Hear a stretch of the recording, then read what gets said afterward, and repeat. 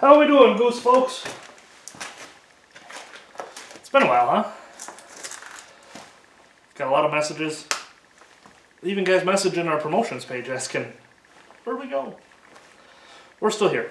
The reason that we got a little bit behind on posting videos was because I filmed a video to intro a build series, and that build series is going to be on this car right behind me. And this car's pretty much done and ready to derby. And I got to thinking about that intro video that I shot, and I decided that I wanted to redo it because I got a little heated while I was talking, and I don't like that. I always tell you guys if I'm doing a reshoot, so this is a reshoot. We're going to redo it. We have a new set of rules this year for One Goose Promotions under the Guttin Go title. We used it as Guttin Go Compacts only last year. We're opening it up to any front-wheel drive this year. Those may still get split at the track if we get enough cars. That's definitely the hope, but we'd like to get enough to have two separate features and be able to pay the same to win both of them. But we'll see what the car count brings. The size thing is going to get me a little bit of heat. I understand that, guys. Compact cars around here, they want to run against compact cars, mid-size cars. They don't want to run against them, even though in the rest of the country, compact is just compact. It's any front-wheel drive car. Luminas are running with Camrys and stuff all over the place.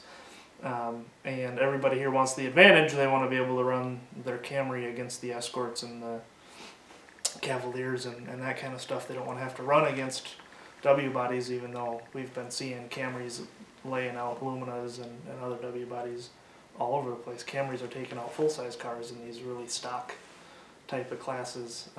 We went down to Boscobel and I watched a Cavalier take second with 22 cars on the track, half of which were W bodies. So really it comes down to mentality when you're looking at these kind of Guttin Go super stock, bone stock type of builds. So I'm going to take some heat for the size. I understand that. For those of you that are upset, I'm sorry. That's definitely never my goal. However, that's not going to be what we take the most heat for. After the last couple shows, Nick Newman from Crash Crazy approached me and he said, hey, I like your rules for this Guttin Go class. Would you mind if I used them? And we kind of come together and make it so that this is one class that a lot of guys can run, and then we're actually going to try to get our full-size rules relatively close. Our mid-size rules are pretty close.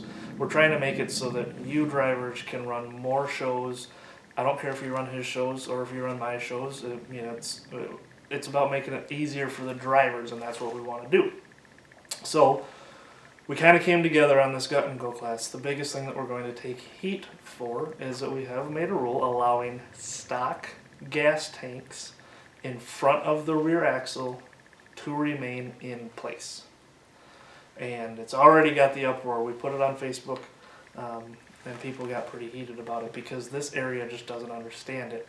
Wisconsin for some reason is different from the rest of the Derby world, and I don't understand why, and I haven't figured that part out yet.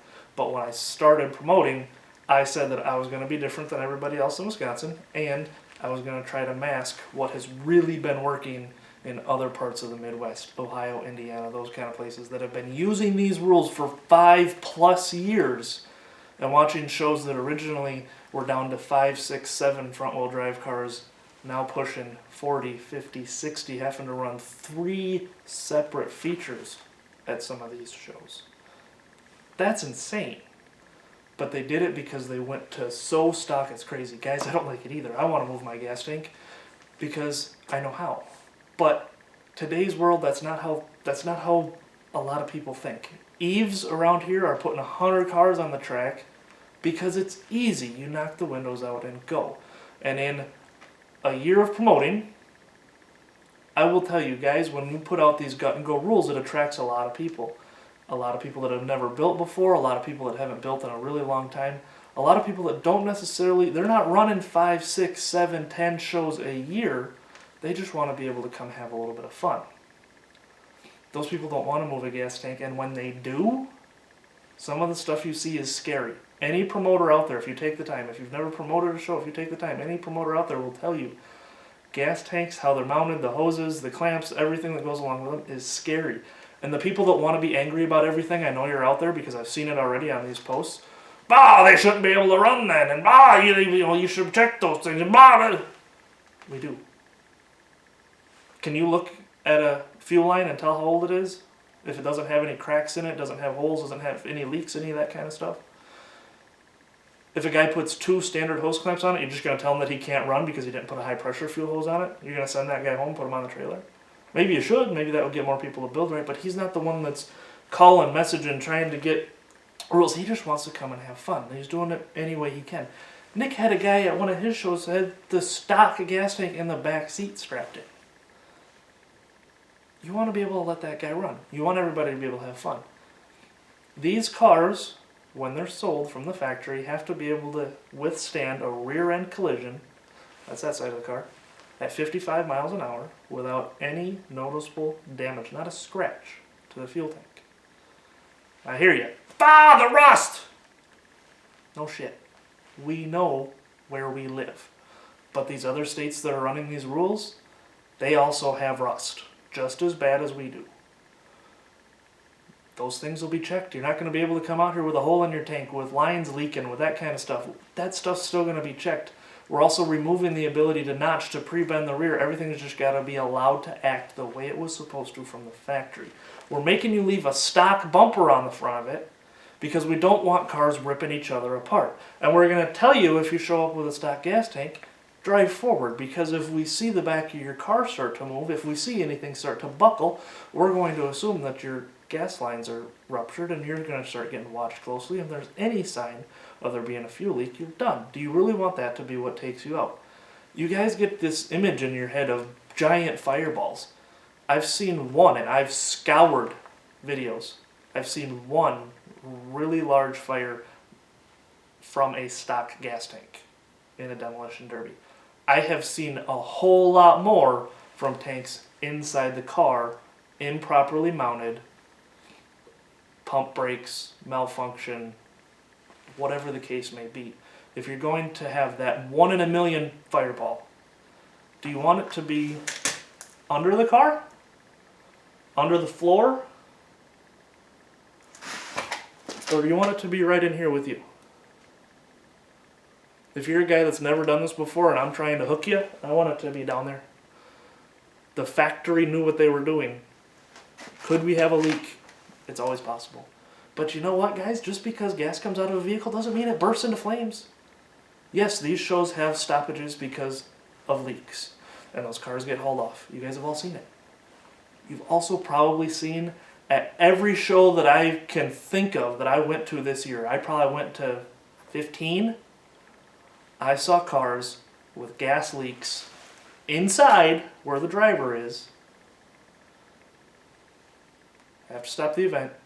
Those cars get hauled off. You know, they light it on fire. Everybody goes, ooh, that was a gas leak, guys. It still happens when we have them moved where they're supposed to. It's impossible to know if everything's perfect. We check. I had one person, his only job was to check gas tanks and batteries to make sure that they're secure. But you still, there's too many unknowns, there's too many variables. If it's left where it was from the factory, it's not necessarily the best way, but it might be for a guy that's never done it before. Guys, don't think about your derby friends. Oh, they're just lazy, they don't want to move a tank. Don't think about those guys. Think about your friend that has zero mechanical ability, has worked on a car, spends his time playing video games. Now, I'm not saying that's what everybody's going to be that runs this class, but just think of that guy with that mentality. He might be great at something, but has he ever moved a gas tank? Probably not. That's the guy that we're bringing in.